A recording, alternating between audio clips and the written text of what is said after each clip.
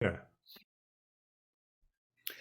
Hey everyone, here is big exciting news. Keith Wyatt, the famous, guitar dude that we all Yeah. know and love, Mr. Guitar. Uh, Keith, welcome. Thank you so much for joining us. And today I'd like to take this phenomenal opportunity to chat about anything guitar related. My Um, pleasure. Thank you. I see you as the whole package. Like you are a phenomenal guitar player, one of the best I've heard, and also you are so generously sharing your knowledge with everyone and teaching people. Plus, I see you as a scholar of music. Like you, Hmm. I don't know what I enjoy more, like your instructional videos or your talks about the history, how it came to be, and I want to explore both. And Absolutely. take us away, whatever you feel like you wanna. It will be Yeah. good to share. That will be fantastic. My pleasure indeed. Yeah. So let's talk. What do you got? Uh, uh, One thing I really enjoyed listening to you at one point, and by the way, I watch all of your videos. That's like Ah. I have to do it because it's so packed with phenomenal content. But Hmm. at one time you talked about the origins of blues, Hmm. where I forgot. I'm sorry, I forgot the name of the person who was. You mentioned he was in New Orleans or somewhere, and he's just stepped out of the car, and I heard this black person singing something that caught his ear. Like, oh my God, I've never heard anything like that. Oh yeah. You're talking about W.C. Handy. Yes, exactly. He That's yeah it. he called himself the father of the blues, and so the title stuck. Right. But yeah, he was an African American educated musician. I mean, educated in the traditional sense. He went to school, and he was a band leader, an arranger, conductor. He could lead a brass band, and write the arrangements and all that kind of stuff. And so, even though he was an African American guy, we're talking about 1903 here, so it's a while ago. He was from farther north, and he took a train down south. And the story he tells in his autobiography is that he was waiting on a train platform in this little town called Tutwiler, Mississippi. And while he's waiting for the train, he saw this guy down at the end of the platform, raggedy, looked like he just like slipped on a park bench and worked in the field and was pretty much out of it. But he had a guitar, and he was playing the guitar by rubbing a knife up and down the strings and singing some kind of a song about I'm gone where the Southern Cross the dog, and Handy was like, what the heck is, he was captivated. He literally called it the weirdest music he ever heard, and it got him inspired to want to find out more about it. And so as a result, he started to gather these songs. And then back then, of course, this is pre-recording, and so it was sheet music. And so he captured these songs and wrote them down and created arrangements. And one of his most famous arrangements was St. Louis Blues, which became a huge hit. And back then, sheet music sold like records would later. People would buy sheet music. Everybody had a piano or access to a piano, so everybody played piano, and they would get the sheet music or they get the piano roll, and so they could listen to it, they could play it, and these songs became hit songs before they had any kind of recordings. Then, when they had recordings, it was a hit again, and Bessie Smith did a version of it with Louis Armstrong. Everybody did it. It's just a classic. So W.C. Handy's mark on blues was that he kind of got his arms around it and said, "Hey, this is real music. This isn't just a bunch of people, you know, screwing around on an afternoon. This is like a real art form here." And he popularized it. And in the 1920s, he started publishing in the teens, but by 1920, they made the first blues record officially, which was a singer named Mamie Smith, African American woman who sang this song called Crazy Blues. And sure enough, it was a huge hit, sold, according to legend, anywhere between the hundreds of thousands to a million copies, just a lot of records. And then suddenly blues became not just a black music thing only bought and listened to by black folks, but also a pop music thing. And white folks started listening to blues, and suddenly blues was a rage. It was a craze. And after Mamie Smith, then you had Bessie Smith, no relation. You had Big Ma Rainey. They just did a Broadway musical about her. Um, Victoria Spivey. These were all women that they were dressed. They had furs, they had jewels, and it was the classic blues era, and they were belting it out. They had big voices, big personalities, backed by bands that we today would think of as like New Orleans jazz bands. They were brass, clarinet, piano. The drum set was sort of assembled from different parts of the kit. It sort of came together as a kit at that time. And so this was a brand new sound that white folks had never heard before, and a lot of black folks too. It has sort of evolved, like in one sort of locus, it was New Orleans, but then it was throughout the southern rural parts, particularly the Mississippi Delta. And so anyway, it kind of gained steam from there. Yeah, thank you. So that's what I love about you. You're going all the way back to the roots. And I'd like to share one thing with you, which is I think, a similar culture shock, but it's not. See, I come from the old world, from Europe. And I made my way when I was a young guy to North America. And I come from the part of the world, and this may sound silly, but where I come from, people tend to completely separate savory food from desserts. And so in your savory meal, there shouldn't be any sweetener. And I'm making this trip, and my first shock was when I tried like a savory meal of, let's say it's a Thai dish before, and all of a sudden it's sweet, right? So at first I was like, what? And then of course you learn to, now I love it, right? But this first kind of initial shock, why I'm saying this is I'm referring back to the classical and folk music in Europe, where you had the minor strictly separated from the major. Right. The two should never combine. And then here in blues, you have this flirtation, like, is this minor? Is this major? You're just messing around.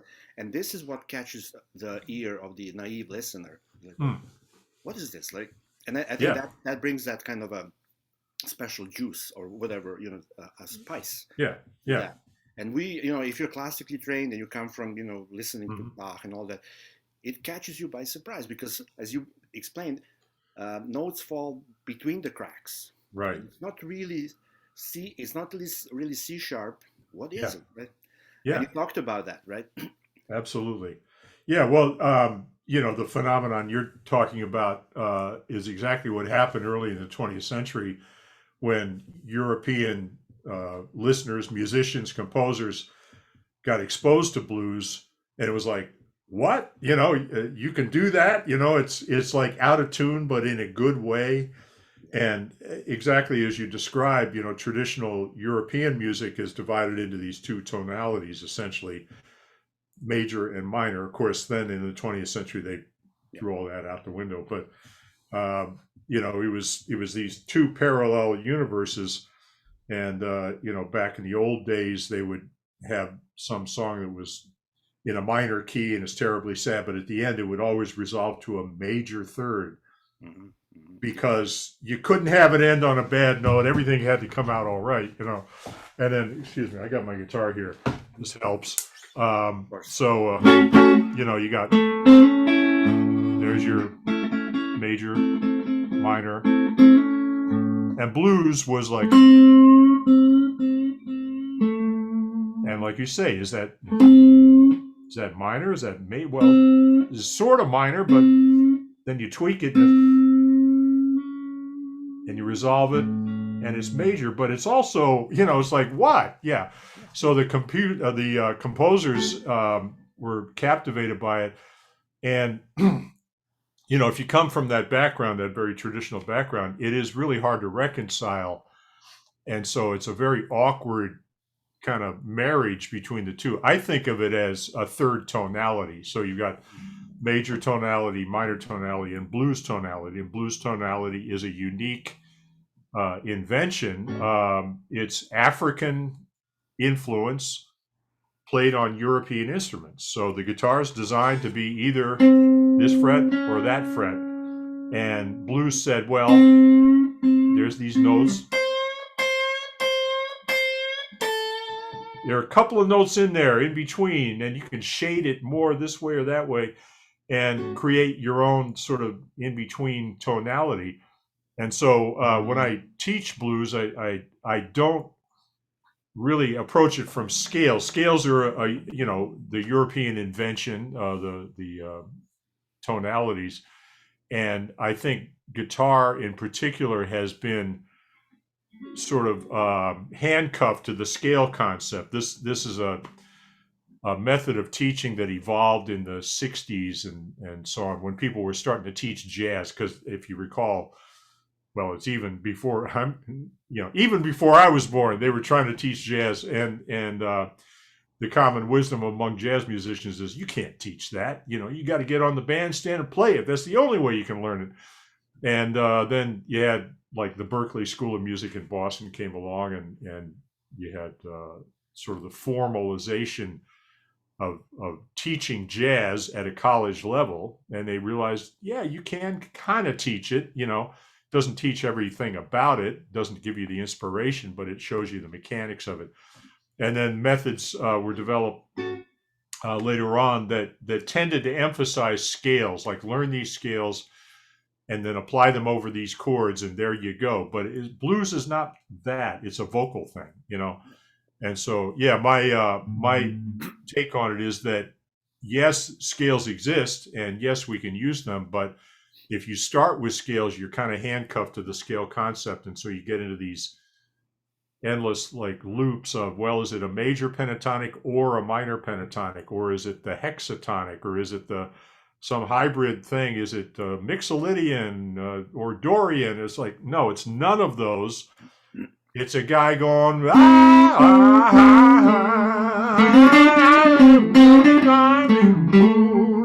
right? That's the sound, and now we're trying to transfer it to the guitar. So just learn that sound, call it what you will, but that's what it is that in between thing. And if you take it on its own terms, it's got its own kind of logic and its own rules, but it's a thing you pick up from listening more than you pick up from reading. Yeah, and there's this element, as you really aptly illustrated here, of tease. And that tease can pull on your heartstrings, or it can irritate, depending on the mood of the listener. Right. And I suspect sometimes a naive, unsuspecting listener maybe even irritate. Like, what are you doing? Like, why aren't you playing straight? Like, right, yeah. Or you just like it melts your heart. Mm-hmm. And maybe it's sometimes an acquired taste. I don't know, right? Yeah. Well, I think certainly. I mean, every style of music has elements to it that you're attracted to or not, and that's invariable. I think the knock on blues from the naive listener was that it's sad music. No, it's not. It could be Merry Christmas, Baby. I mean, here we are a couple of days before Christmas, and Charles Brown, he's singing a song that's not at all sad. He's, the occasion. So it reflects the mood of the truth of the way you feel. But as you say, a lot of people listen to it and they just say, it's neither here nor there. I like something that's a little bit more plain and regular, I guess. Yeah, it's a tease, basically. Yeah. It's a fantastic tease. Just quickly, another thing I want to throw into the mix, and going back to the European classical and almost like medieval thing. Like if we have a note and we double its frequency, so a note like vibrates. Let's say it's 200 hertz, 200 times per second. You double it 400 times per second. That's your octave, right? And that's your range. Right. Now, if you go right smack in the middle of that, so now you're at the 300 hertz. For example, if you play A string, it would be E flat, right? You're smack in the middle of that. In the Right. medieval times, the church called it the devil's interval, and Hmm. it was strictly forbidden. Like if you were to play church music and play that interval, you go to Yeah. Inquisition and you're done. Right. I think blues utilizes that a lot. That Oh, kind of absolutely. dissonance, Yeah. right? Yes. Yes. And you know that the thing of the devil's interval. There's interesting if you look that up on the internet, the magic of the internet. You'll see there's a lot of controversy around that. What some people now say, based on research, is a folk myth about the Inquisition and the flat five and the devil's interval and all that kind of stuff. But in any case, there's no arguing that it's what we perceive as dissonant. And so if you're looking for everything to come out just right, and then suddenly it goes like that, and inside that chord you're hearing, right? That's inside the sound of the harmony. It's There's tension. exactly blues has constant tension. That's one of the distinguishing features of the style is that yes, we play chords that they're diatonic, in other words, they fit within a major tonality, but they're not major, they're dominant, and you're basing your harmony and your melodic approach on an inherently dissonant foundation. So how do you resolve that concept of constant dissonance with what we're normally used to in traditional music, which is you're either happy or you're sad. Well, dissonance is a better reflection of how life really is, because all of us, every moment of the day, especially given recent, history, it's a life full of dissonance. Yeah, So yeah, to me, blues is the music of it. It is the music of reality. It's the music of the day because it says this is really what it's about. You're not really all happy or you're not all depressed. You're just kind of trying to sort things out, and that's what dissonance really is. and yeah, you're right. I mean, you did mention already that people Yeah, say, "Oh, blues is a sad music." No, yeah, it is a music of frustration. You're frustrated. Most of the songs, like "My Baby Left Me," I'm frustrated. It's yeah, about sex, about being yeah, missing out on something. Uh, Not necessarily sad, but mostly uh, irate, or and that gives it the energy and pull. We can all relate to it yeah. once we get it. There's always kind of there. To me, there's a sense of humor about it, even when it's my baby left me, but it's like Hendrix in Red House, the great slow blues, and he says, "Well, if my baby don't love me no more, I know her sister will." Yeah. So there's there's always that little kind of a wink. To me, that's my opinion. The best blues has a little bit of a wink to it. Oh, Like, yeah, I'm terribly depressed, but yeah, I'll get up yeah. tomorrow I and remember one figure quote, something out. and I'm sorry, I can't Yeah. remember who said it. Maybe you Uh, know. uh. When somebody said blues is like this thing where even when you feel bad, you feel good. Ah, that's a good one. Yeah. Yeah. Yeah. For real. Interesting, right? Yeah, it's got a beat to it. You go out to a club and listen to blues and it's dance music. That's what it was all about. And the Exactly. lyrics might have a message, but the beat cuts right through and just says, yeah, whatever that message is, let's just get up and Yeah, life enjoy goes it. on. Yeah, Yeah, exactly. Yeah. your baby cheated on you, and it's all You know? horrible. But Yeah. But there's a whole lot of fish in the sea, you yeah, know? Yeah. yeah, I know. Yeah. Uh-huh. So that's now. I'm thinking some of going back to Devil's Interval and this kind of Hmm. dissonant, and I can't take it and take it off. I can't listen to Yeah. this, Yeah. and then acquiring that taste and saying, "Hey, Hmm. look, I actually like it." Hmm. Now, why I'm saying this is uh, trying. I'm trying to get in touch with younger generation and younger players, and what I'm learning from some of them, I think they're pushing the boundary now to like uh, accepting other dissonant intervals. Hmm. Like you play E flat and E at the same time, which is just a Uh-huh. half step, Right. and learning that that could also give you something to get used to, or to push the boundaries, or to create Right. more frustration. Yeah. I don't know if you've ever looked into that or worked with kind of growing that, or evolving Right. from the blues platform, from the Hmm. roots. Yeah. Can we build on top of that, right? Oh yeah, yeah. Well, learning to sort of incorporate sounds, new sounds into your musical vocabulary, what you accept as uh, you know, I wouldn't call it pleasant, but a sound that you accept as part of your vocabulary. I guess I'll just put it that way. That to me is a fundamental part of learning any style of music, but in blues in particular, we tend to start with there's your typical bluesy sound. Now, when you go, that's the classic blue note, the flat five, but then that third, which is neither minor nor major, that's another blue note, and even the seventh.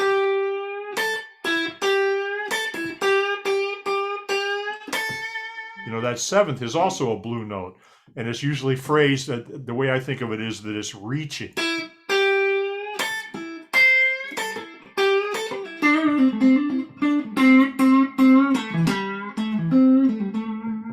So in playing a melody like that, just a scale type pattern, there's a whole lot of in-between notes there.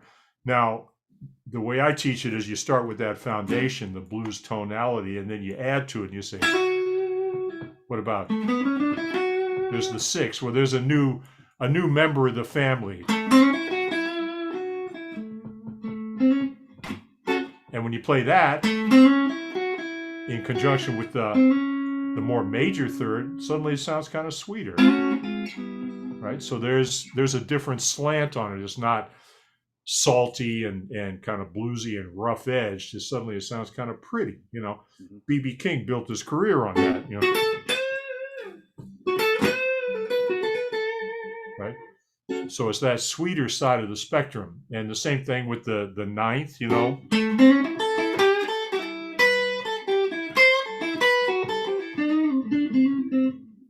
Go back to T-Bone Walker, who really utilized that sound, and then you get into stuff like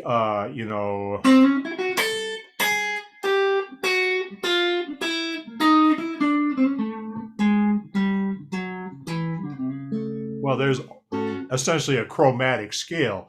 Now, if you looked at it from a scale standpoint, you'd say, well, some of those notes fit and some of those notes are out. They're wrong, but there's obviously a flow there. There's a momentum in the melody, and the rhythm is the key to making those what on paper appear to be dissonant notes, to make them sound like they fit. Because if the rhythm is pulling you in a direction, you'll accept all those sounds because you feel like, okay, we're going somewhere, But if you just pull it out of your hat and say, you say, oh, I don't know about that one, but you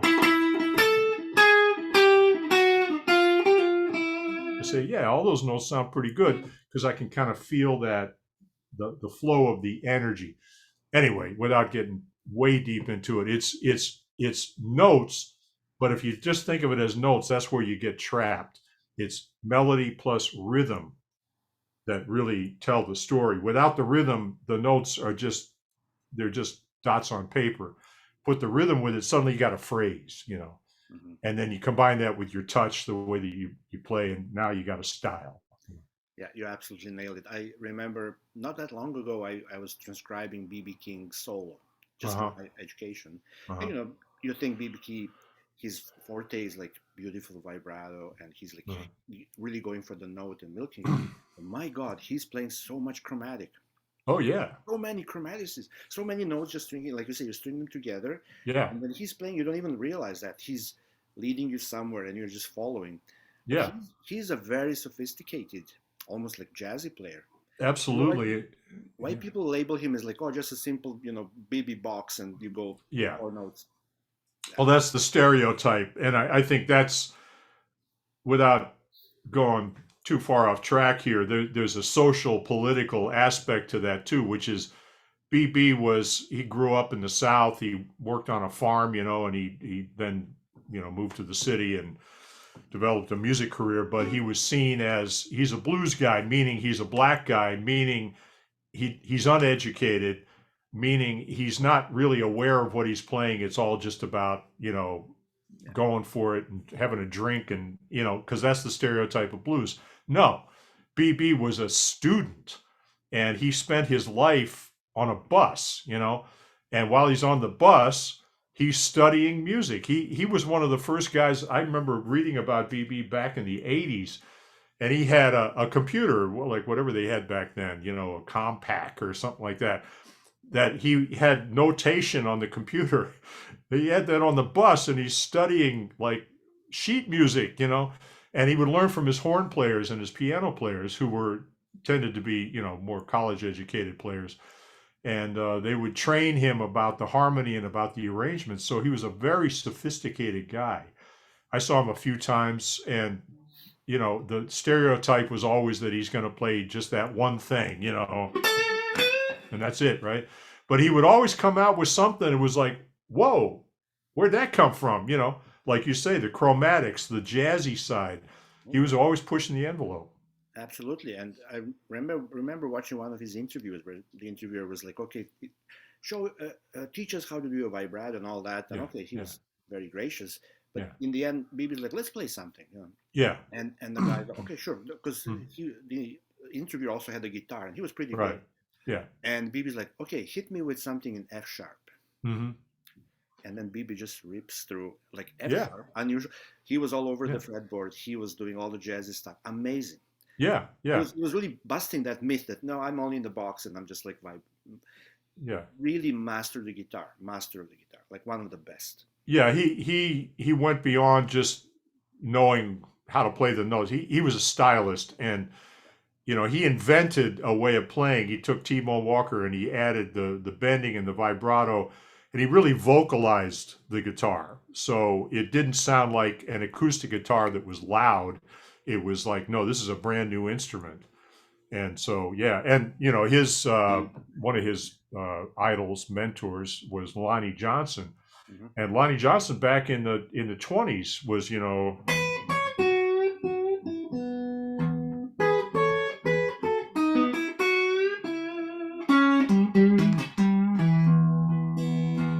he's doing that same on the acoustic guitar. So BB took that sound and ran with it. And basically, I think anybody that plays electric guitar today, Lonnie Johnson, T-Bone Walker, BB King, those are your ancestors, whether you know it or not. Yeah, exactly. Yeah. So I just want to go back to one thing you mentioned that also interests me a lot, which is blues performers, the way they perform before amplification. Uh-huh. And we have this term, I think, shouters. People sitting on the street corner, you don't have the amp, the mic, right? Shout, belting it. Yeah. And then with the progress of technology, same like John Lee Hooker. I listened to his tracks from the 40s and 50s. He was like really yeah. And then later on, when he toned down, he was like at the lower level, right? But I think that shouting it also influenced some of the guitar playing, where you are really hitting that note. Yeah. You're not just like going soft and. Well, you had to be aggressive. I mean, that style of blues, the down home blues that you're talking about, you had to project. And the stories of Blind Lemon Jefferson entertaining an outdoor, like a party. They call them country suppers, and you think of people sipping tea and having apple pie. No, it was like they were drinking and fighting and everything else. But bunch of people out in the open. Charlie Patton, same thing. He's out in the open, no amplification, and there's a couple of hundred people, and you got to go 300 feet back. They got to hear you. Those guys, they knew how to project. Oh yeah, and if we go back to the old continent, Europe, and you talk about Django Reinhardt, for example, same situation. Those manouche, the gypsy players, they played unamplified acoustic guitar in big restaurants, and they develop this technique where their picking hand is floating because you don't want to touch the body. The body has to resonate and produce as much sound as possible. So if you study, they're picking it. They're not holding their picking hand like this. They're going like this, Yeah, over the top. It Yeah, didn't, it's never touching the bridge or anything. It's just floating. right. And then when you look at the Yeah, speed, that it's like insane, right? And the precision, yeah, yeah. incredible. Oh, it's phenomenal. I mean, Lonnie Johnson is sort of the closest kind of parallel to that on this side of the Atlantic, and he was a fabulous technician, but he, according to people that after he died, they looked at his guitars and they said, he had like whatever it was, like a 15 on his high E. I mean, there was no mercy. It was like a wound B. Everything was like impossible to play. But you listen to him, and every note is crystal clear and clearly articulated, and pick a tempo, and boom, go. And one thing I talk to my students a lot about is I say, get your right hand up off the string. Same exact thing. And a project.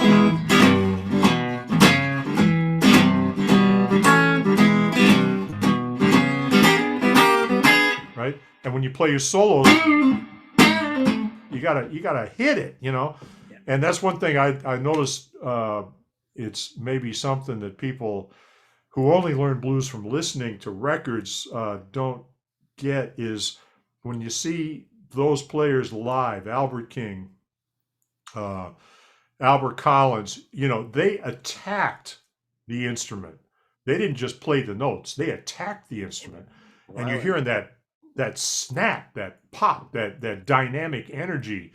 And most players don't explore that. They play right in the middle is kind of flat. So I think what you're saying about going back and listening and saying, how did those guys with no amps get across? Well, they got across through dynamics. They knew how to hit the instrument and get the maximum sound out of it.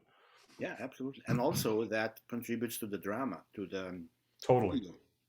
Absolutely. Yeah. Yeah, and another thing you mentioned I want to just quickly discuss is the rhythm and the time. Uh-huh. And there was at one point I became aware of that. We were outside. There was an outside kind of performance, when you're just uh, milling around and talking to people, and the band was Mhm. playing, and I started noticing that I feel a bit. I'm upset about something. Uh-huh. I'm like, what am I upset about? Everything's cool, a beautiful day, friends and all that. And then I realized the band is not hitting it together. And really, it really upset me. It messes me up. For Yeah. some reason, maybe they didn't have good, I don't know, monitors or something, but the bass was off with drums and all that. So it really kind of, brought to my attention the importance of time. If it's not snapping, then you could be playing all the perfect notes and all that, but Yeah. somehow doesn't seem to work, right?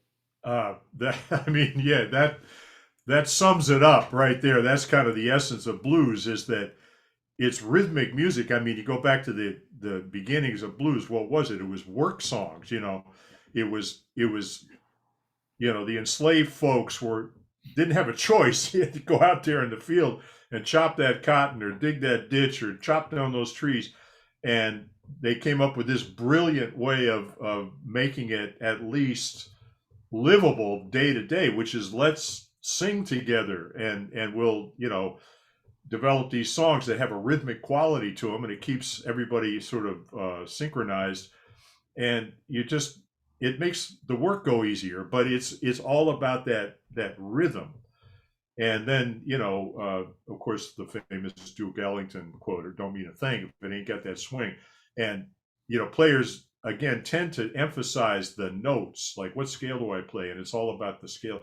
No, if you get, and this is something I talk about all the time. You get there's your groove. Okay, take solo.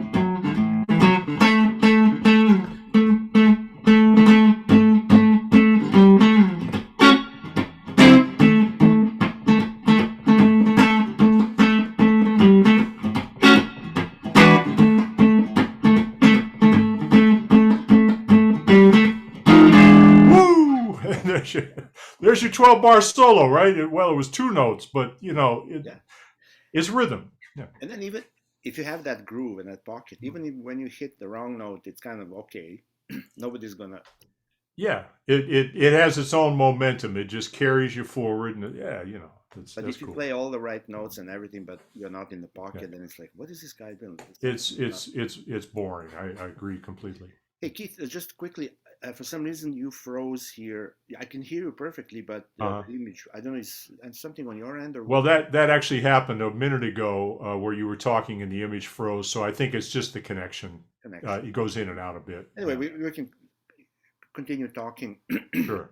Doesn't matter. So another thing I wanted to share with you is when I was a kid back in Europe, and I was into pop music, the Mm, regular stuff. Really didn't know what blues is. It wasn't. I don't remember being exposed to blues.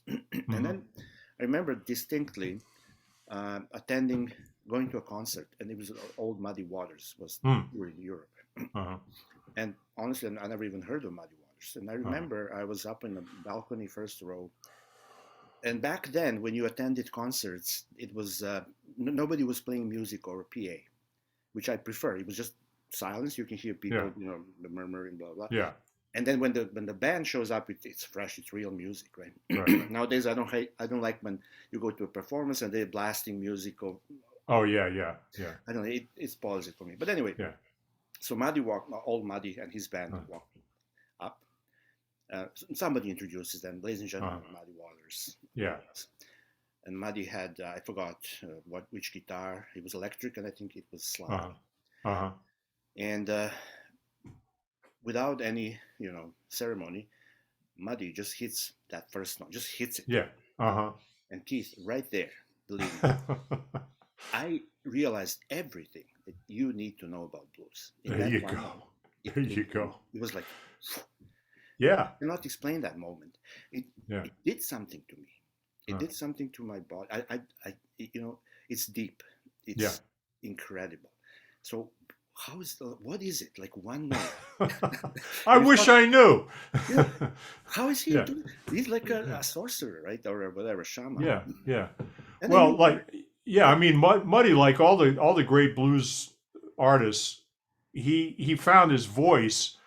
He had his own literal, vocal cords, but he had a voice on the instrument and a style, and he knew what note to hit and he knew how to hit it, and in a way it's that simple, but that simplicity is something that we all work real hard to achieve. Yeah.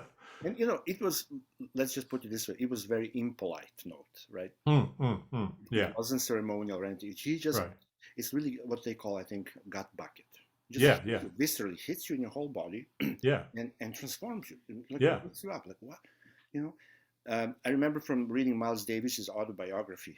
Uh, He referred to when he was a child. They took him somewhere at night. They were mm, walking, I guess, to a church or somewhere, and he says they passed this group of people, kind of around the bonfire or campfire, and they were making music, mm, singing or playing something. And Miles said, hearing that did something to his body, mm, uh, so intense that anything he's ever done since then is chasing after that sound. mm. He says, you hear me play the trumpet, this is what Yeah. I'm after. I'm trying to go back to that moment of Yeah. realization, which is this deep, um, unexplainable spiritual Yeah. Yeah. realization. The power of music. Yeah. Incredible. Absolutely. Yeah. Yeah. It's a mystical thing. And all of us who are musicians, we're chasing that note somehow, one way or another, whatever inspired us, whether it was Muddy or, for a lot of you read the bios of blues musicians, most of them started out singing in church because, they went to church on Sunday. So there's a lot of that influence, but gospel and blues are just like completely tied together. So the inspiration is always kind of mixed in there. And yeah, I had the same experience watching Albert Collins, um, years and years and years ago. And he had his band came on and they had another guitar player, his guy, his backup player.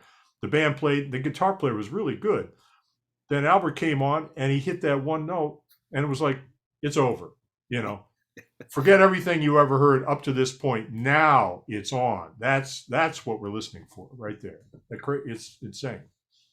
Yeah, now the boss is in, and Yeah, yeah, yeah, I can only you know, first impressions when you're a child are very strong.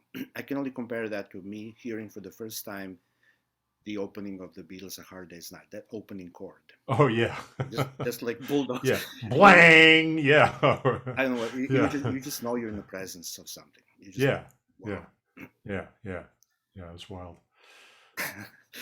Yeah, so I've been watching lately this documentary about the Beatles Get Back. I don't know if you had a chance to see it. Yeah, I actually saw it. Yeah. Very interesting, hey? Yeah. Yeah, well, I mean, what's interesting to me, being my age, of course, I was around when the Beatles were huge, and I was hearing the songs as they came out. I can remember hanging out with my friends, and Paperback Writer came on the radio, and hearing it for the first time, it's like, wow, what a cool song. Mhm. And you felt like each Beatles album was like an event. It was like they're going to reveal the truth to the world now.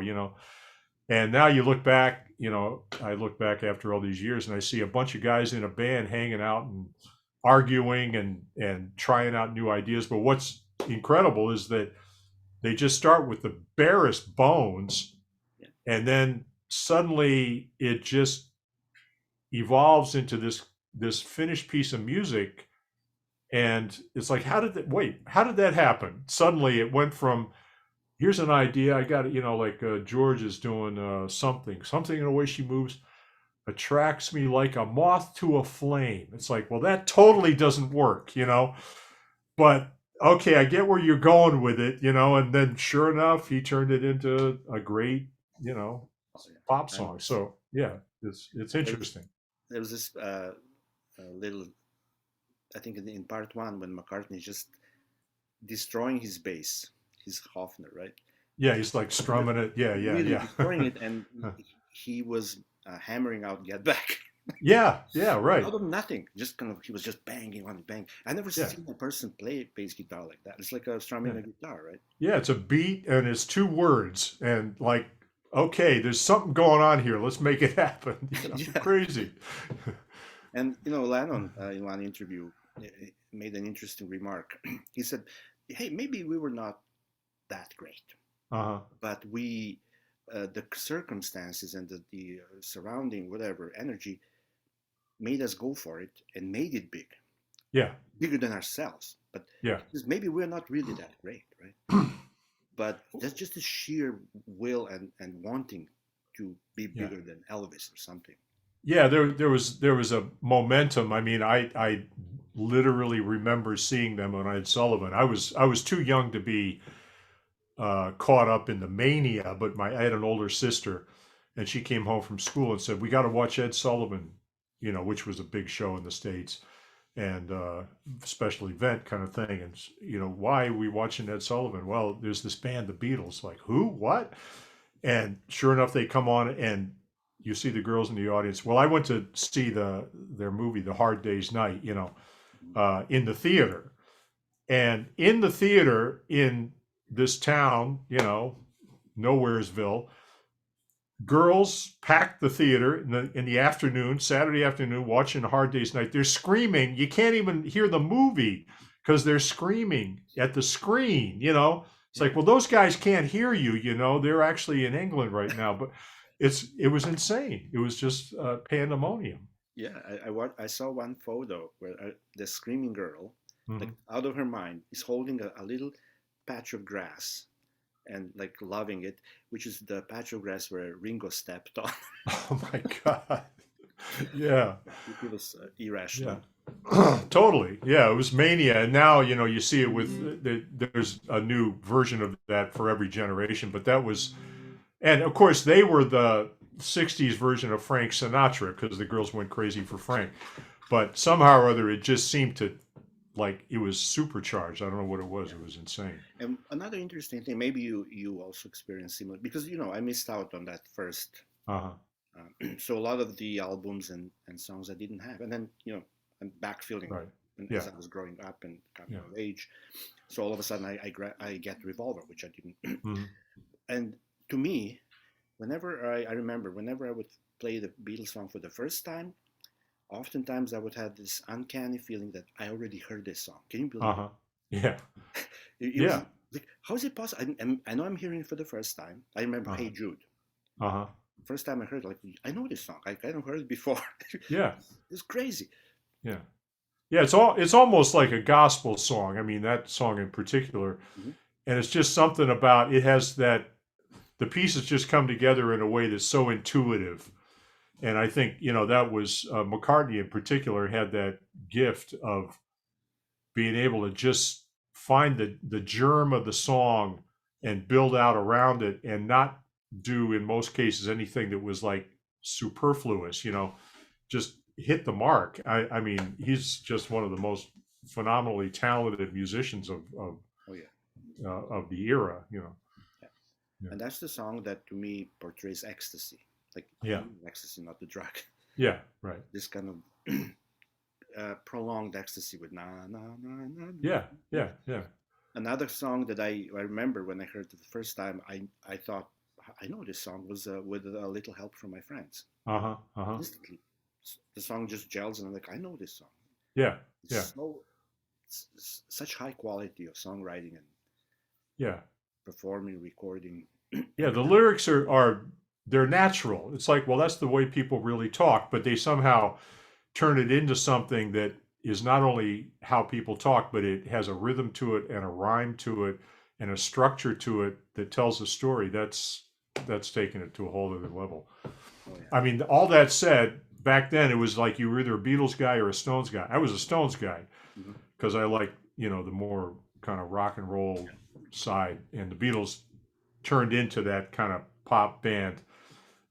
In the later 60s, they became that studio recording band and all that kind of stuff. So I was more into the Stones. But as the years go by, I appreciate the phenomenon of the Beatles and the absolute skill that they had as untrained musicians with ears and with that sense of when you got it. That's the hard thing is you dance around it and you add to it and all that stuff, but they figured out, okay, no, that's it right there, stop, there's the song, okay, Yeah. and bang, let's go on to another one, and suddenly you got an album's worth in 2 weeks. Yeah. And what I also appreciate about them is their work ethics, where I think they made a conscious decision to never repeat themselves. Mm-hmm. And indeed, I think if you go, they have about 200 songs in their Yeah, catalog, and right, each song is a separate, standalone, its own genre, its own. They really, tried not to imitate their previous success, right, which is, I yeah, think, unique. Most bands, like, they kind of, okay, here's this hit song, next hit's kind of similar, yeah, U2, or, yeah, riffing on the same vibe. But the Beatles, they had like this breadth of yeah, musicality. Of course, George Martin helped a lot he helped for that. definitely, Yeah. yeah, yeah. Okay, so too bad we don't have the video, because I wanted to ask you, going back on the topic of time, because music creates time. Uh-huh. As Frank Zappa said, if it wasn't for music, time would be measured by paying bills. And I think that's the most challenging part for me. Uh-huh. Uh-huh. There are people who are born with built-in metronome, and Mm, it is what it is. But right. how do you teach people to acquire that rock steady, solid time? I know you had this really good challenge with a 100-beat metronome, and then you Yeah. turned off.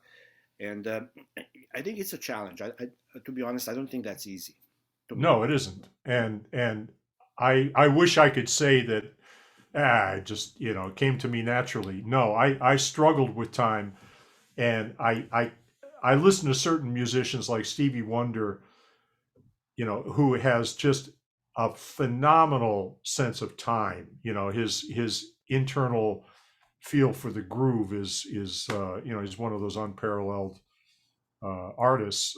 Same thing with Aretha. There are certain people that they just get it, and it flows from everything that they do. For me, it was more I had to work on it a lot, and things like the sort of the essence of what I teach in the program is like we're talking about traditional blues. Let's go back to the core of the traditional blues sound. Electric blues evolved in the 30s into the 40s, and it was what we guitar players do, and it took me a long time to get comfortable with that, to be able to do that and not feel like I'm second guessing myself or thinking about it or working too hard to try to get to a point where it feels effortless, So it took a lot of effort, a lot of listening to guys like Jimmy Reed, Mhm. and over time, well, no joke intended. It's it's an ongoing process, but what I think of it as, and I didn't invent this obviously, but it's the internal metronome where eventually, if you do it enough, you play with an external source. It's a rhythm track, it's a metronome. You play in a band with a drummer. Um, you got that external source, and over time, you tap your foot, and eventually that external source transfers over, and you develop a sense of what steady feels like, and of what playing on top of the beat and playing behind the beat feels like. And they're very subtle distinctions. It's hard to even demonstrate them, but you know it when you hear it, like you say, being at the show and saying, "Man, it's not happening. Why isn't it happening?" Well, they're not together, but in the most subtle way. So it's a breathing thing. I encourage my students, when you take a solo, don't just watch your fingers and play a scale, but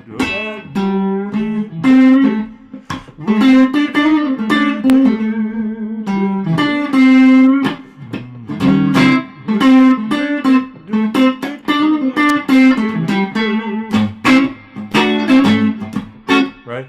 So it's all built on that ting tan ting tat ting. Um, it's a process. That's the way I would put it. There are players. Well, the way I look at talent is the ability to make connections, to form patterns Mhm. quickly. And some people have sort of an innate ability to form patterns quickly, uh, brain chemistry, whatever it is. The rest of us have to work at it. And so forming those patterns and sort of connecting how it feels physically with the sound and with the hand coordination, that's a process that happens over time. So I think of it as, yes, you work with your external source, and you practice and you get your hands loosened up, and you get to the point where you're not thinking about where you're putting your fingers, and play it from the elbow. Don't play it from the wrist or from the finger.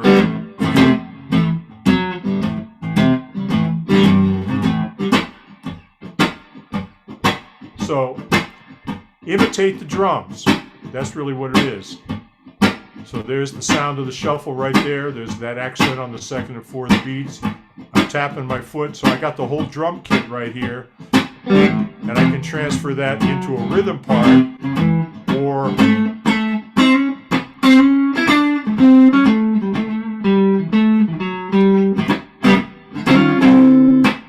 and the rest of it is just stylistic interpretation, but it starts with that. So get loose, capture the sound of the drums in your picking hand.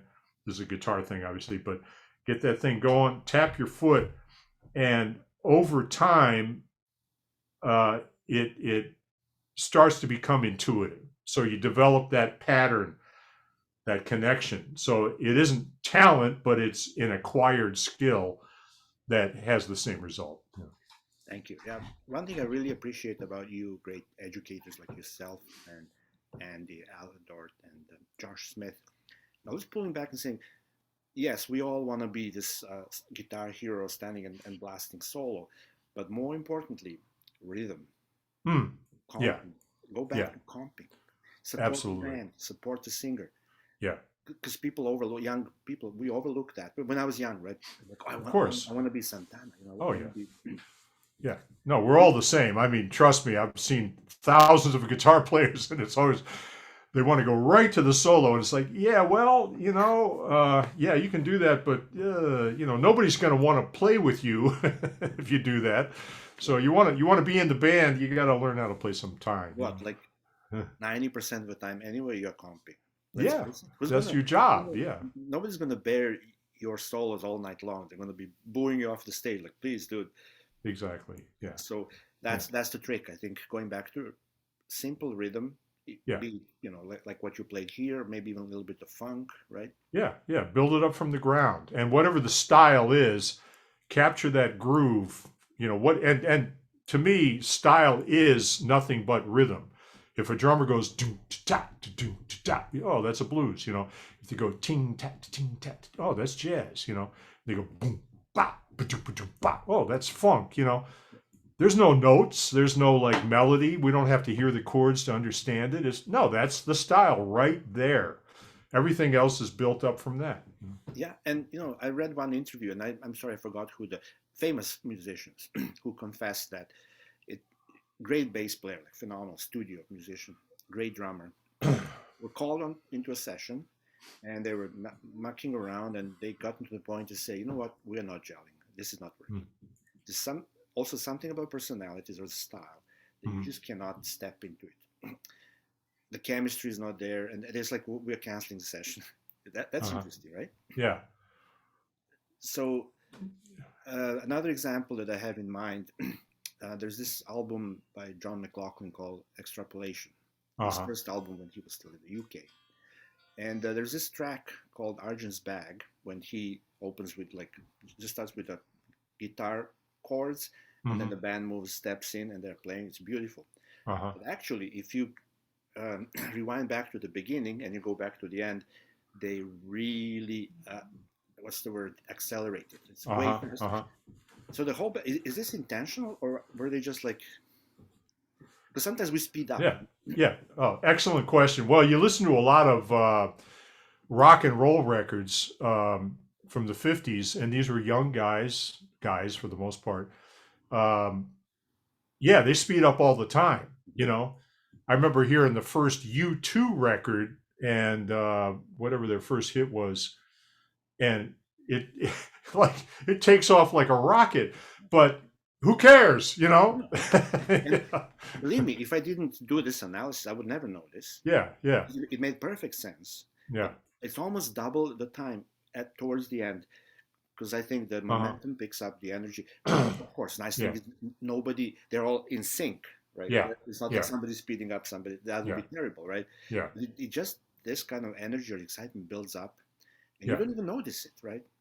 No, because it's a natural buildup. It isn't artificially concocted. Then you would notice it, like, oh, they're speeding up. But no, it just I mean, you listen to all the old blues stuff.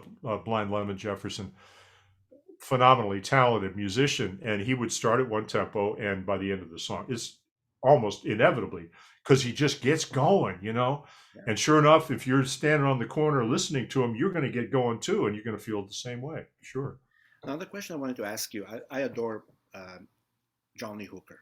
I mean, I have a lot of records, and I listen to him, and it just like does something to me. But as a stiff white guy, I sometimes cannot understand his timing. It is illogical to me sometimes, but I'm sure there's a good reason. Have you noticed that? Oh yeah. Well, Hooker and Lightning Hopkins were notoriously impossible to accompany, because they would make the changes whenever they felt like it, and they would flip the beat around. In other words, they're playing to their voice. They're singing. They're telling a story. Hooker, he sort of sings, but he really kind of talks. And so he's telling a story, and he has that fantastic quality that just you want to lean forward. But you listen to him play, and his guitar playing is almost like he doesn't really know how to play, but he knows how to capture a groove and a vibe, even though it's not metronomic and regular. It's a feeling. It's a funny story. Years ago, one of the guitar magazines wanted to do a story about Hooker, and this is pre internet, anything like that. So the way that they did it was they would have somebody go and take still photographs of the player, and then you would describe what he's doing, in words. So I was asked to go to Hooker's house in Redwood City, which is south of San Francisco. So I went over there and met the photographer, and we go inside, and he's playing, and his guitar is totally out of tune, and he's playing completely random, but it's John Lee Hooker, it's like, that's okay, but you listen back to it, and it's like, Well, if he was my student, I'd say, stop, wait, we got to work on some fundamentals here. But don't you dare. It was irrelevant. It was totally irrelevant, Well, So yeah, there's something about it. The Boogie Chillin', his first single, was the launching pad for a whole generation of guitar players that said, "Man, I heard Boogie Chillin'. I heard Albert Collins say it. I heard Buddy Guy say it. They heard Boogie Chillin'. It was like, no, I that's what I want to do. yeah. And And Boogie Chillin's one chord. and then he launches into this stuttering, stumbling, Yeah, almost like lame attempt at solo. But yeah, it's so swampy. It's so, there's yeah, what is it?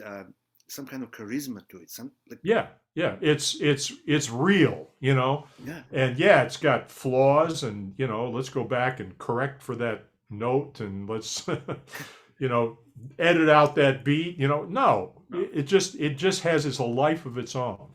I know it's really organic. Yeah, yeah, Really not designed at all. Just kind of yeah, this gushing, something. yeah, I yeah. really love him. My wife and I listening to him. We're just like, this is it, man. Oh yeah, yeah, yeah. This is the I voodoo. agree. This is the make your hair on the neck go up. Totally, What totally. is he? Yeah, What religion is he preaching? I don't know, but it's religion, right? yeah, I, yeah, sign yeah. me up. Sign me up. I want It's to not be. something you get in church, that's for sure. But yeah, But it's it's African voodoo, whatever yeah, yeah, yeah, that we don't understand and we no, cannot relate to it. I just know it's something significant, something yeah, important. yeah. But my heritage, my background, I just cannot grasp it, right? Yeah, yeah, and that's true of that. I mean, blues was a product of that time and place, and that culture, and all the issues going on at the time, the dissonance in society, that all led to that thing. And so we've been building on that foundation, but that moment in time, you can't reproduce that. That just happened, and there it is, and we're lucky we get to hear it.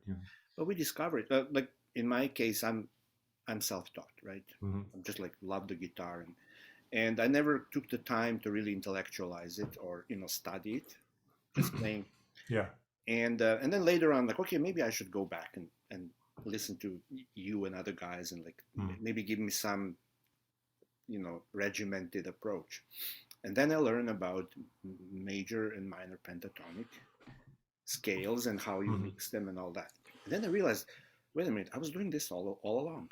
I yeah, just I discovered it by accident because right. I'm playing, and then like you say, if I'm in A blues in A and I'm playing the minor pentatonic, and I hit F sharp, it sounds good to me. Yeah, I had no idea that I'm now mixing the the major. right, So right. we even spontaneously discovered that. And I'm thinking, is it Yeah. because I heard it before, or would I stumble by accident and it sounds good to me? Yeah. Oh, I think it's probably, in my opinion, is based on your listening experience. You've listened to music that uses that sound, and so it's back there. And then when you hit it, you're recognizing it. It's like, oh yeah, okay. Now I don't know where that came from, but I had the same experience when I was starting to play. Back then, whatever it was, surf music, and so I'd be playing whatever the surf song was, and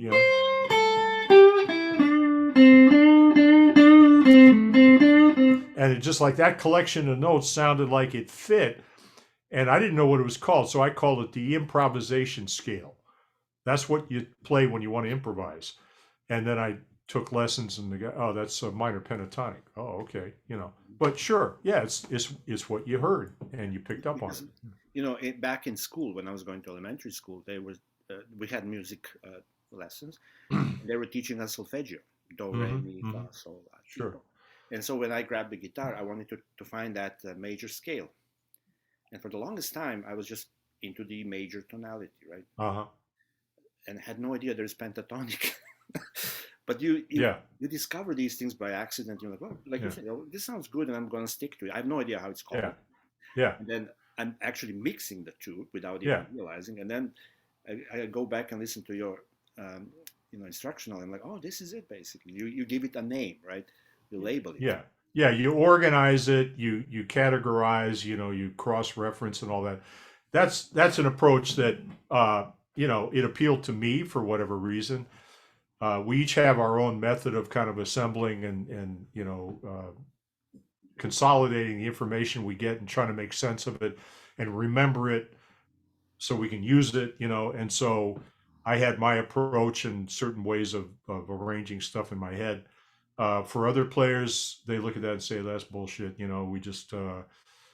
know, just run my hands around or whatever, but everybody's got a system. It's just the system doesn't always have a name. Yeah, yeah. Yeah. And for a while there, I went into studying Django Reinhardt. That style. And he was only playing with his two fingers, Right. and that intrigued me. Listen to, how is this possible? So I tried to emulate that, which is kind of stupid, but in my opinion, the good outcome of that was it forces you to not be stuck in one position. It forced me to go up and down the fretboard. Yeah. It really unlocked me. Yeah. Yeah, it's a very linear, what I call linear player as opposed to a horizontal player. You teach your hand to be more agile and more precise. Right. And even playing arpeggios, I play mostly with these two. Yeah, yeah. That's something that I would recommend if people feel like, well, I'm stuck in this box position and unlock. Yeah. Try hitting, basically targeting that notes. And Yeah. don't be afraid for a large jump. Because usually people say economy of motion, just but sometimes the opposite can help. Right. Really go for it. Like I go from the second fret all the way to the 10th. Yeah. And learn how to hit it. Right. Right.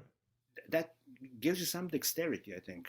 Oh, I think so. And it frees you of the pattern thinking where you play the next note not because you hear it, but because there it is and you're used to playing it, So when you go this way, you got to kind of make a decision, 1 fret or 2 frets.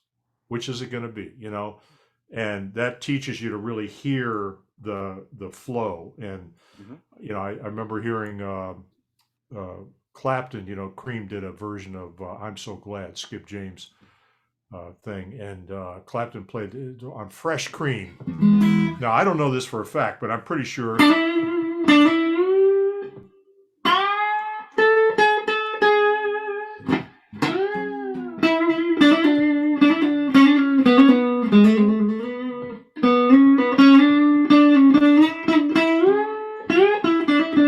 Yeah, I'm doing a terrible job of it, but I think he played that whole solo on the G string.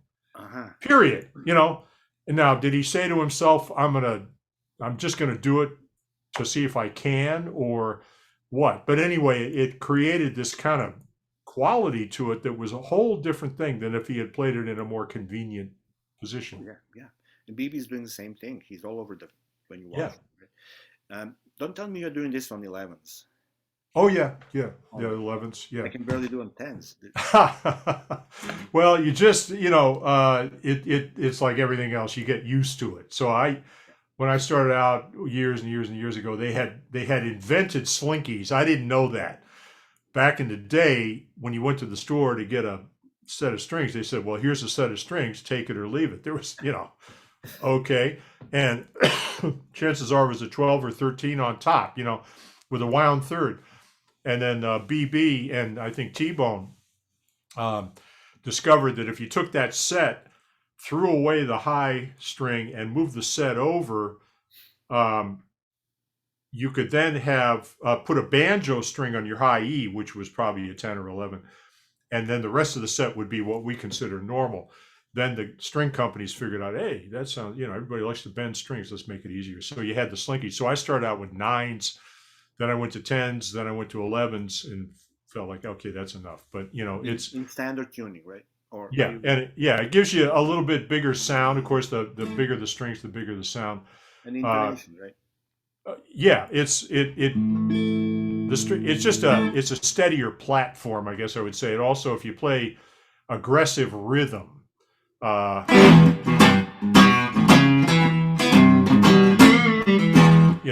You got to be able to hit that string hard and not have it go out of tune because it's too light, So a little bit heavier string is an advantage, but it's finding that balance where you can still, get around. Right. Yeah. Another thing I wanted to ask you, I was studying some of your solos in when you're teaching. Great stuff. But one thing I'm marveling at you have one of the sweetest vibratos I've ever heard. Like, how Mm. are you doing that? Like, every note you hit, you vibrate. And Ah, even if it's a fast one, and I mm. cannot, honestly, I cannot replicate. How you, Yeah. like, you have really good vibrato, and it really sounds sweet. Did Well, you I take that appreciate conscious? that. Yeah, that was a struggle, and I'll be honest. I don't know at what point I set out to develop a vibrato. Of course, it was just there. Everybody had that sound was common by the time I started playing, because BB had done it, and then all the British guys picked up on it. And Clapton, it had a very consistent vibrato. Um, then I listened to the other blues guys, Albert King, Otis Rush. Well, I realized later that Albert and Otis are upside down; they're left-handed. So when they bend the string, they're bending it by pulling it down toward the floor. So they're using a different set of muscles. When they go like that, that's what I call finger vibrato, because the fingers are doing the motion. But when you go like that, it's the wrist Yeah, that does the job. So you get that note up to pitch, and then it's actually the wrist is doing this slight little rotation, and the fingers are kind of along for the ride. Now I didn't figure that out. I just beat my head against the wall for like literally years, and I gave up. No, I'm never going to get it. Forget it. Not going to happen. And then just kept trying, and frustrated. And then one day, for no reason I can identify, I picked it up and I went, and it was like, oh, it's steady and it's kind of right where I want to hear it. And now I'm not kidding. I was afraid to go to sleep because I was afraid I would wake up and it would be gone. But I got up the next morning, still there. So somehow or other, the muscles had aligned. The synapses, whatever it was, had fallen into position after all that frustration. So now when I teach vibrato, I say, look, I have no idea how I developed that. Other players got it way quicker. Hendrix he was my model, because I like all along the Watchtower. He'd had a certain way of just hitting those notes. yeah. So um, I don't know how he developed it. I don't know how Clapton developed it. Each one of them messed with it and got it sooner or later. So when I teach it, I attempt to formalize it and say, okay, let's work on wrist vibrato. So what you're really doing is, that's what it is. It's just that it's faster, and it there's a certain point where it stops being a conscious string bend and it takes on a life of its own. And that's the trick, is to cross that threshold. So go like this, set the metronome. Now do it as triplets. Triplet, triplet, triplet, triplet. 16th. Yeah. 16th note triplets. Now that starts to sound more like vibrato, but it's not like a simple step. There's a point in there where for almost every player, the muscles just don't cooperate anymore, and it gets real random. So it's just, I guess what I'm trying to teach is use a regular approach, and maybe, hopefully, you'll break through that wall sooner than I did. Good luck. Yeah, but Yeah, the trickiest part, from what I'm hearing, you hear mm, sometimes people who didn't make it across yeah, because the vibrato sounds nervous and yeah, a bit scared. yeah, yeah, You don't want to go there because you yeah, better leave it dry. yeah, yeah. That's the thing, because those things I'm referring to when you're playing, they're fast but they're sweet. They're not nervous. Yeah. They're relaxed. So that It's a vocal effect is how vocal I think of it. that Absolutely. relaxation in the speed. Mm, It's not like you yeah. grab the note and you really milk Right. it. Yeah. You're ripping through the scale, but every Yeah. note is vibrated, and this is like so good, and I think so hard to get. Yeah. It's kind of the essence of touch, and touch is just everything we do to the notes to make them come alive. So you got rhythm, you got melody, And now it's like, okay, how do you sound? Those are the raw materials, but how do you make it sound good? And it's things like legato, and it's the dynamics, louder, softer, making it sound more like you're breathing and you're singing, and we naturally modulate our voices without even thinking about it. So you got to figure out how to get your fingers to do that. A lot of it's in the right hand, but that vibrato is just, and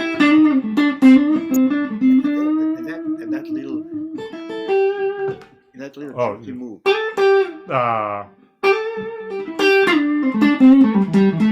When Yeah, you go like yeah, that, also that's that's just I stole that from somebody. It's all part of the vocabulary. Yeah. It's all over the place. Albert Collins, I love that guy. And he had it all. He had the vibrato, but he played with a clamp. So everything he played in his life was from here to here. Yeah. That was it. He didn't go up here. He didn't go down here. It was from here to here, an entire career. And we listened to it over and over again. So, how did he do that? And amazing. Killing Yeah. Yeah. Plus his voice. Yeah. He had, he was an honest singer. He was not a virtuoso. He wasn't a crooner. He couldn't really sing a ballad, but he had an honesty to his voice where you just felt like, yeah, I hear you. He's talking to me, Yeah. Now, do you sing? Yeah, but not a lot, because I play in a band with a singer. So that's unfortunately, I guess, the price you pay. If you play in a band with a singer, then the singer does all the singing, and I have sung, many times in the past. I want to just quickly ask you, and this may be controversial, but my favorite electric guitar period would be 60s, 70s, and then moving into the 80s when the shredders kind of became, I kind of lost interest. Right. Don't know why. It's not doing it for me. those either shredders or so-called legato monsters. Right.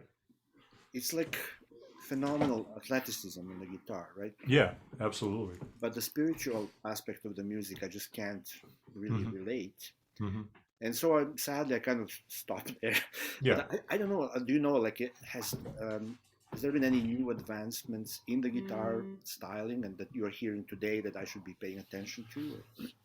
Well, if you're talking about pure technique, there are always guys that are pushing the envelope in one way or another. It's like I'll do it upside down, or I'll have 10 strings on the guitar, or tune it funny, or whatever. And a lot of them are just, you see them on YouTube. I mean, right now we could go and just see, 75 astonishing players under the age of 15. It's like, oh man, are you kidding me? But I think all of us, you, me, and everybody else, there's a period of time where you hear music that just speaks to you. There's a sort of a window when you're a teenager, maybe to your early 20s, where it just, the music and the way you feel about life, and you're learning and you're growing, and so it's all intertwined. And when you hear that music, you say, yeah, that takes me back in a good way, And then there's a point beyond that where I think for most people, they say, well, music keeps moving forward. I don't feel like I want to go on that journey. It doesn't speak to me the same way.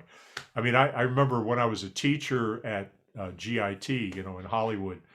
I went there as a student in 77, 78. Then I started teaching. And there was a guy I was teaching, and a guy came into my, we had what we called open counseling, which is teacher hanging out in a room and students come and go and you just jam. And guy came in with a cassette. Check this out. Pop it in. Boom. It was Eddie Van Halen doing Eruption. And he said, this is what you guys should be teaching. It was like, I can't teach it. I have no idea what he's doing, and then you realize, it's like insane. Now, Eddie, to me, was a very soulful shredder, and Yngwie, for all the abuse that Yngwie, has brought upon himself, he's also kind of a soulful shredder. And this is just pure opinion, but a lot of the players then picked up on just the technique side of it and said, oh, I can play faster than that. And so they did, but yeah, so what, So Randy Rhoads kind of became the icon of that classical thing where suddenly rock wasn't blues rock, it was classically influenced rock. And that's where it sort of, split. And all the guys that I was listening to were all blues guys, and it was less notes, more attitude, and so on. Then it became more about notes, more notes, and more attitude, and that's where I kind of tuned out. And plus, as a player, I just felt like I was more interested in who, if I liked Hendrix, okay, who did Hendrix listen to? Yeah, yeah. Yeah. Oh, well, he listened to Muddy. Okay, well, let me check out Muddy, and let me check out whoever, you go down the line. Robert Johnson, of course, but then back further into the 20s, and you're hearing all these players, and it sounds like it's from another planet, but somehow or other you connect the thread, and it arrives at a certain point, and you say, yeah, that's okay. Now I have a deeper understanding of what's happening when I hear Jimmy and why it feels so good. I get kind of the backstory there. In blues today, you have phenomenal players like up and down, sideways. They can outplay anybody from that era by a mile. Does it speak to you in the same way? Well, if you're a teenager, young, early 20s playing guitar, it probably does. And that will become your touchstone, For a lot of players, Stevie Ray Vaughan was it. That was it. That was the culmination of everything. Phenomenal player. By then, I had already heard Albert King and Hendrix and all that. So I listened to Stevie and I said, man, that guy's amazing. But I'm hearing all these other guys in there, and he's doing a fantastic job of compiling all those sounds. And he's an incredible player. But I'd rather listen to Jimmy. I'd rather listen to Muddy, You're going to the real McCoy. Well, I don't know if I would call it real. I would just say that, I mean, I'm a white guy from the suburbs, so what right do I have to decide what's real when it comes to blues? I didn't grow up there, but it's just the music that somehow touches you, and then you hear that there's a new version of it, a new flavor, and the production is different, and the drum sounds, and they've got new effects and all that kind of stuff. And you just say, yeah, that's all right. But, I'd rather have the ice cream cone without the sprinkles, Well, there's something to be said about white space, even though Uh-huh. we're talking time, not space. Uh-huh. Sometimes those things are so perfectly rendered and so perfectly packed that it doesn't leave you any room to step in and Uh-huh. flood with your own content. Yeah. And that perfection can leave you cold. But Uh-huh. if it's like John Lee Hooker, it's all like Yeah. a bit messy, a bit smelly and whatnot. Yeah. But it leaves you room for your heart to step in and flood with your Yeah. emotions.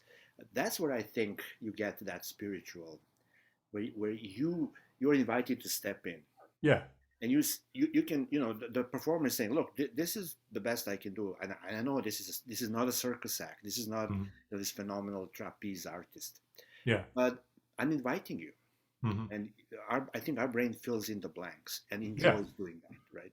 If there Yeah. are no blanks, I'm like amazed, but I'm cold. I'm like, Uh-huh. yeah, okay, this is fantastic, but what's it Yeah. doing? Yeah. It appeals to a different part of your Yeah, consciousness. Also, I think as we get older, um, you just kind of you simplify. At least yeah, that's the way I look at it. Is like, I mean, as a player, I would have played 9 notes. Well, now I would play 7. Then I would play 5. mhm. Because you Distill. feel like, okay, I don't need, the extra. And you learn how to distill. Yeah, yeah. You make each Distill. note count. Yeah, Yeah. It's like booze. You distill it, and exactly. at Yeah, that point, like one little sip, and like that's it. You don't need yeah. to drink gallons, right? There you go. And so another thing I just want to quickly mention.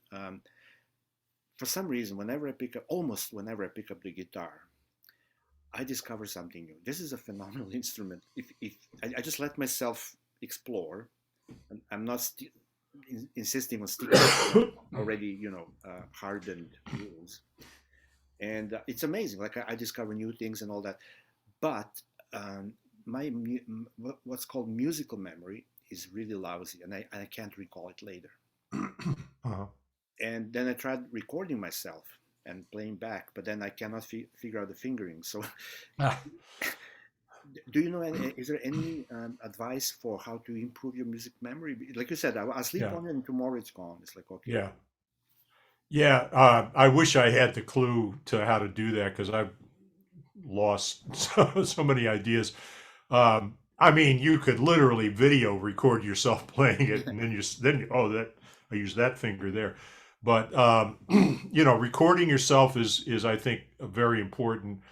Um, and you might not remember the specific technique you use, but you'll have the gist of it.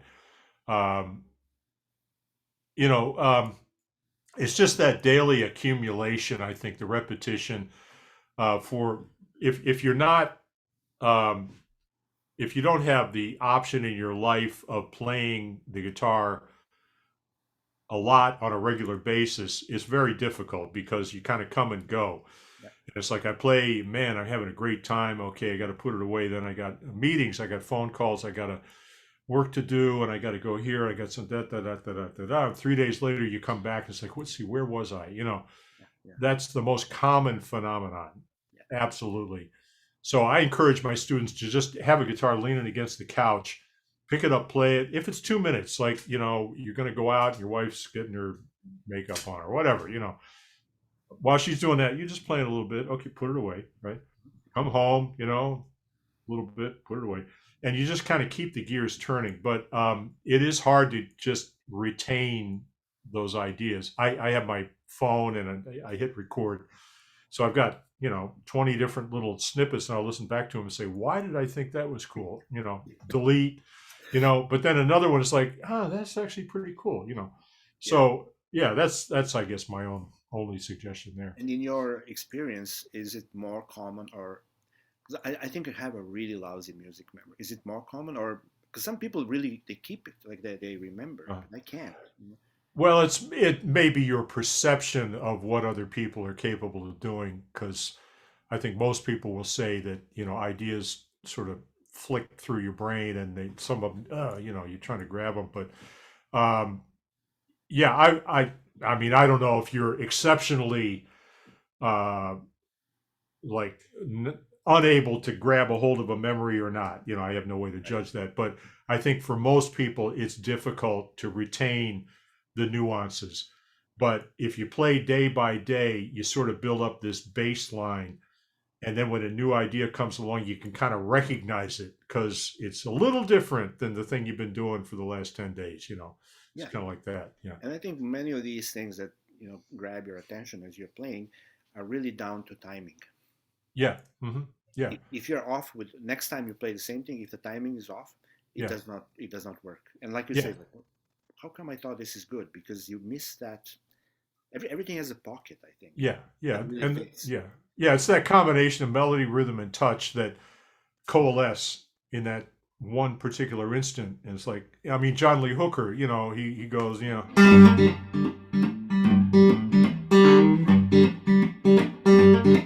right? Why is that cool? You know, I don't know. It's just like the way that he played it. There's a way that he played, and it took me a hell of a long time to try to figure out how does he actually play it. Well, he's in open tuning and all that, but there's just a way that he hits it, and a certain little thing that gets going is really hard to grab a hold of. Yeah, Even though it's incredibly simple, it's not about the notes or even about the rhythm as it appears on the page. There's something about the way that he hits it. Yeah, it's crazy. Yeah, it's crazy. And yeah. there's I know this band called Cactus. I have a record, Oh yeah, and sure. there's one track called Big Mama Boogie, where Uh huh. I don't know if you heard of that, but they're playing boogie like Uh huh. I think G minor, Yeah. and they taught to me by a fellow named John. Ah. Yeah. Yeah. And they got it. These Yeah. guys, these young guys got it. It's Yeah. very Cactus. interesting. Yeah, that was Tim Bogert was the bass player. If Hmm. it's the same band, Yeah, yeah. yeah. I knew Tim for years because he used to teach at the same school, and we played together a Uh-huh. bunch of times. Yeah. And we would do stuff like that, and all that style of music. You know, they took it was blues rock. You know, they took Yeah. that. It was just like ZZ Top. You know, they took that Yeah, but that influence. they made it intoxicating. It was Yeah, yeah, you yeah. could keep going forever. Oh yeah, it's the endless boogie. That's what Can Heat called it, the endless boogie. You know. Endless boogie. I even Yeah, have a double LP, Johnny Hooker, and he got all these dudes in yeah, double LP, Endless Boogie. Steve Miller. yeah, yeah. Steve Miller is a good blues player. He's a very good blues Very player. Yeah, yeah. awesome. Hmm. Listen, Keith, I can listen to you all day long, and I don't want to abuse your generosity. This has Yeah. been such heartwarming. Thank you so much for your time, Well, for your. yeah, it's my pleasure. I mean, I love talking about this stuff, as you can tell. Can we repeat this? Yeah, sure. Yeah, yeah. We can do part two. Let's do part two because It'll be the same, but a little no, no, different. no, Yeah, no, yeah. right. I have so many other things to ask you, and Oh, great. Yeah, yeah. you are phenomenal. You're one of the best, and we Oh, really appreciate your well, I'm generosity. flattered. Yeah, but I really appreciate it, and I love the music. I love talking about it. I love teaching it. So hey, you know, we're I just think hanging out. you probably agree with this. Anyone I meet who is into guitars, we all seem to be cut from the similar cloth. We all Uh-huh. share similar qualities. Yeah, yeah. We're in the same tribe. Yeah, This yeah, generosity is like, yeah, oh yeah, yeah. nobody is pretentious, pretty Uh-huh. much, right? Yeah, yeah, Which is yeah, beautiful. yeah. Fantastic. Thank you again, and let's do it again. Hope to see you soon. Indeed. Thanks, Alex. Thank you, Keith. Have a great day today. You too. Take care. Thank you. Bye Yeah. bye. All right. Bye.